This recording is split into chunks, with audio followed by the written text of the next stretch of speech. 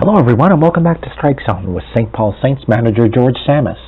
Strike Zone is a weekly program that gives you, the fans, the opportunity to ask the St. Paul skipper questions about the Saints, baseball or sports in general, or just seek the skipper's wisdom about life events that are going on. In this week's episode, George talks to us about the improved performance of Gene Escat. He explains why there may be no left-handed knuckle-ballers, and George tells us what he would eat for National Ice Cream Day. Let's get right to Strike Zone.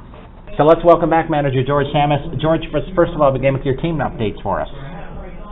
Yeah, we since last week we've had a couple things happen here. Cody Wheeler has hurt his oblique. He has an injury to his oblique, so he's going to be out for a while. And we have signed.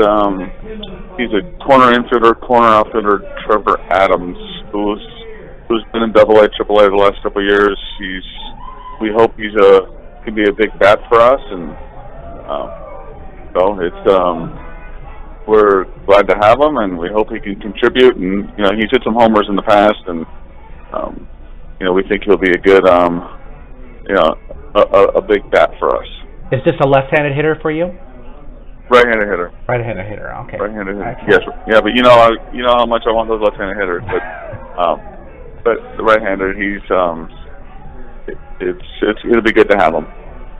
Before we head into our fan questions this week, I did want to mention last night you guys went to your 10th straight game at home, setting a club record.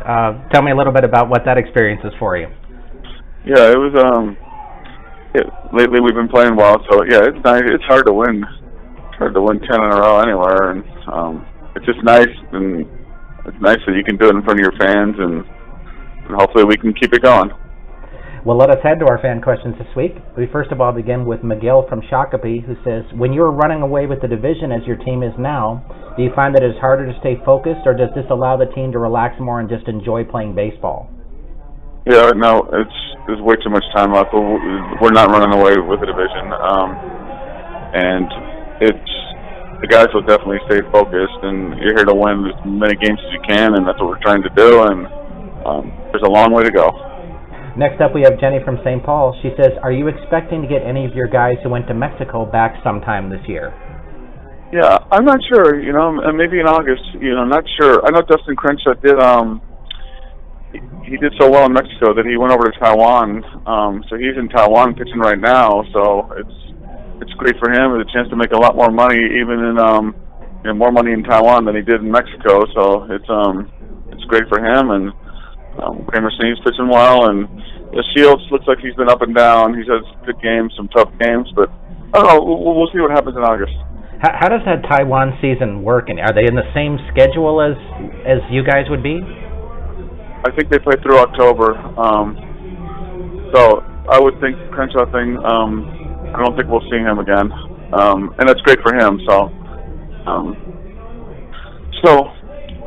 We will see, but again, we have a long way to go in our season. Next up, we have Ken from Minneapolis who'd like to know, I really like how the rotation is coming together now. Are you feeling more confident about this group?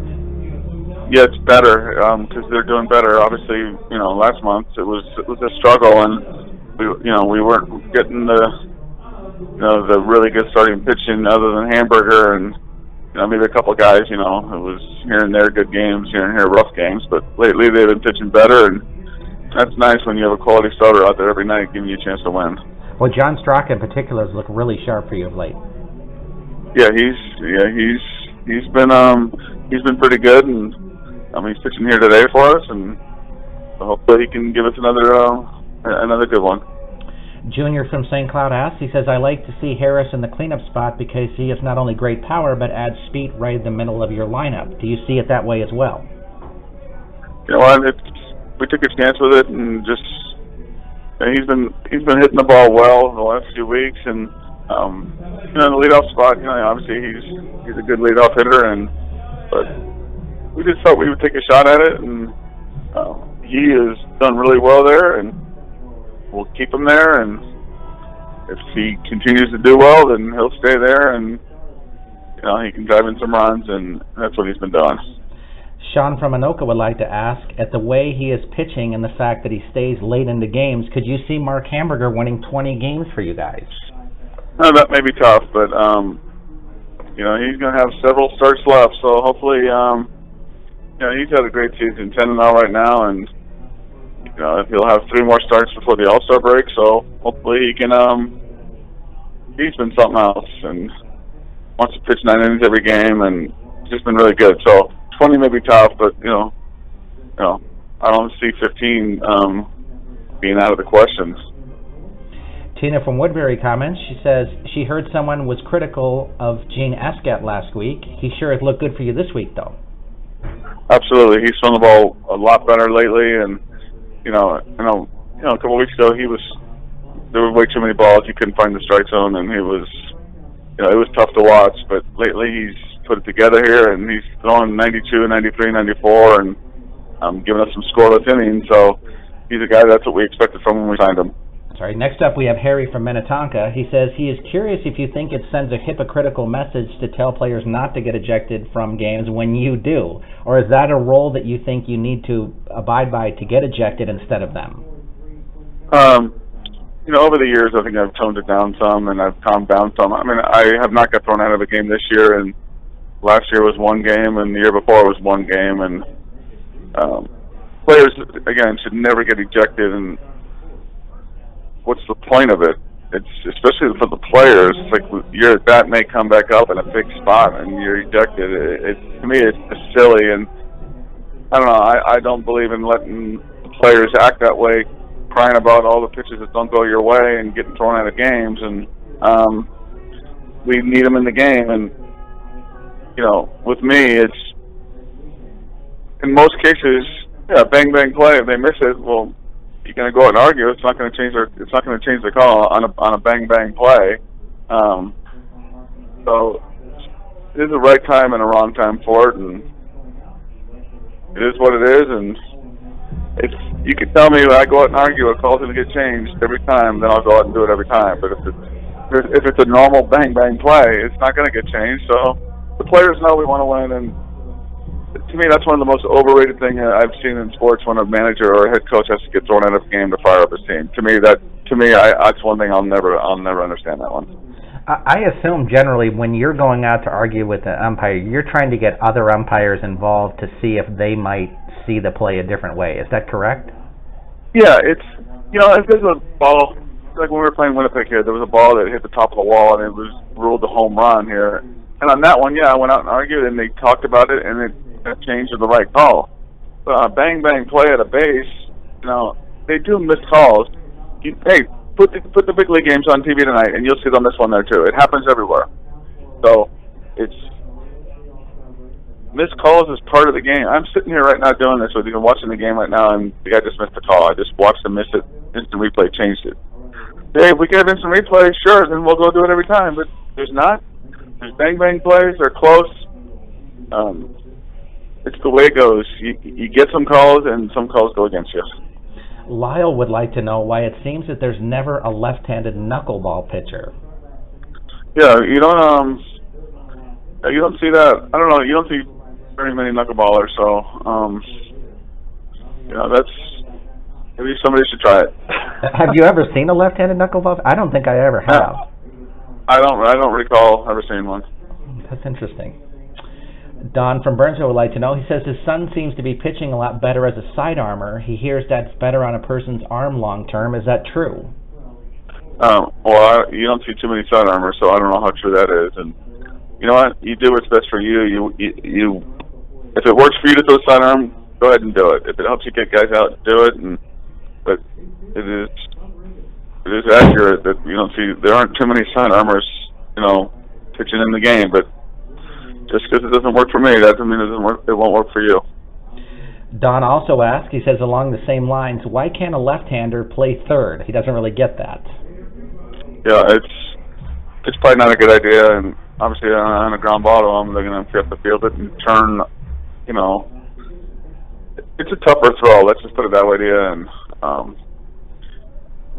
I think it's good the way it is now, and especially with our third baseman, Nate Hansen, he makes all those plays over there.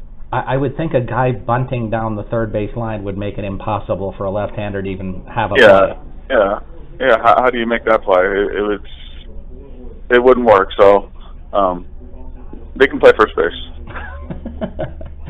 Tom from Farmington says, the one thing I noticed that your pitchers seem to do really well is to pick off runners at first. How do you improve that skill?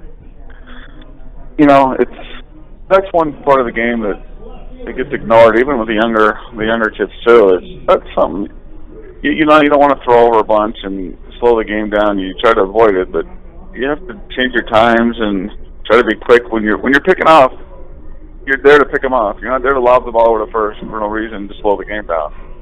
You work on it, work on your footwork, be quick, change your times, and hopefully you can keep the runners close. And if you don't ever pick anybody off, as long as you keep them close, you're trying to prevent them from stealing second base.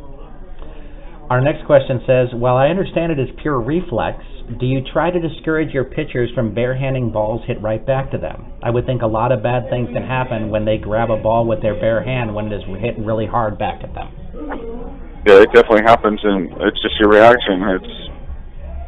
You hope they don't, but I mean, I've had a bunch of line drives come back to me back when I pitched, and sometimes you just see a little dot come flying right back at you, and it's your reaction just to stick your hand up. And you try to avoid it, but it happens so fast. Sometimes it is what it is. Next up is Jeremy from St. Paul. He says, George, my son is 12 and is a couch potato. How do I get him to get more active? Get him off his phone, off or the video games, the whatever. And, you know, running can be boring. I hear you. I hated doing it.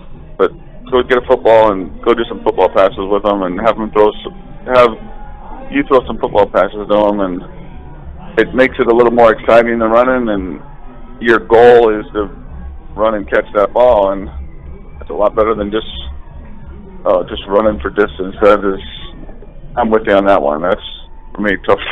That's tough to do, but you know, catching football passes, that'll make it a little more interesting. In this day and age, you have to shut off the power in your house for 3 or 4 days to get your kids up. So.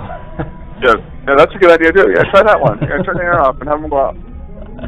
Our last question for you comes from Cheyenne from Bloomington. She says, today is National Ice Cream Day. What's your favorite flavor, George? Chocolate for sure, and it's not even close, and don't know why everybody doesn't go that route. That's the only option. It's outstanding. Well, George, thanks for joining us this week. Okay, thank you. We'll see you later. We want to thank Manager George Tsamis for joining us on Strike Zone this week. If you have your own questions you'd like to ask the St. Paul Saints skipper, please send them to us at askgeorge@minorleaguesportsreport.com. That's askgeorge@minorleaguesportsreport.com. Please have your questions to us by Saturday evening so we can give the skipper a little time to review them before we record the show. I'm Rob Pannier, the managing editor of the Minor League Sports Report, and we'll see you next time on Strike Zone.